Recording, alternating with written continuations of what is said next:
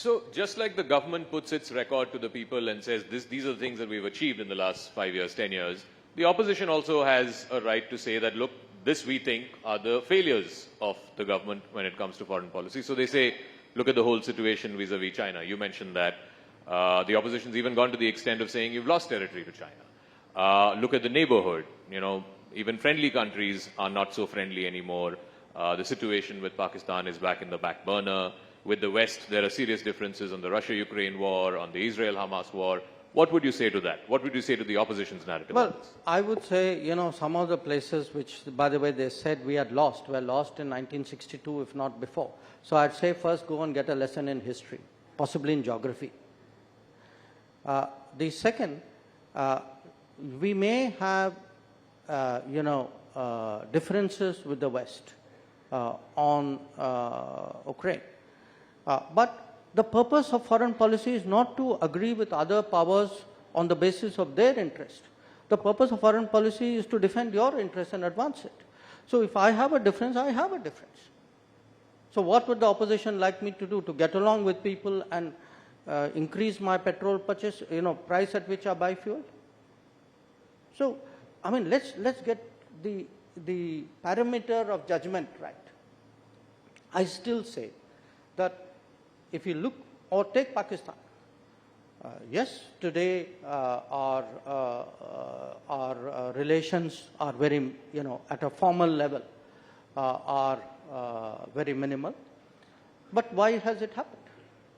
It has happened for two reasons. One, because we have put terrorism fair square at the center of the relationship.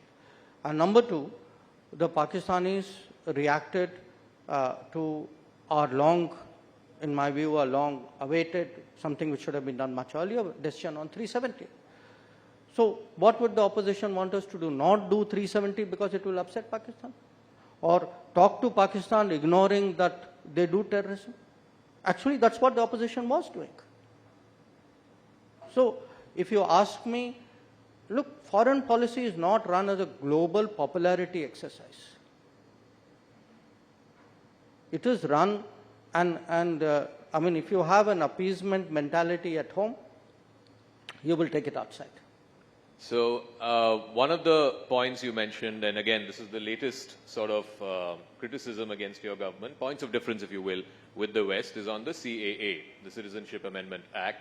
The US State Department has reacted to it. I think the MEA has also put out a formal statement against it. When you speak to your Western counterparts, how do you tell them that this is not a discriminatory law, that people are not being discriminated basis their religion? Well, actually, it isn't when you speak. I have spoken. When CAA was passed, I did speak. Even now, I continue speaking. And there were 2 points I made. I actually, I had a meeting with all our European colleagues, EU colleagues. I'd gone to Brussels at that time.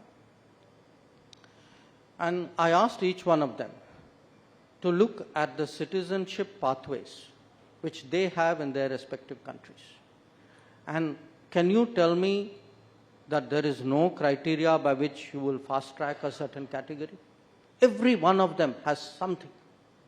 It could be religion, it could be historical, it could be language, it could be ethnicity. The fact is, and the US, I'm on record as giving multiple examples of that. So look, do understand, this is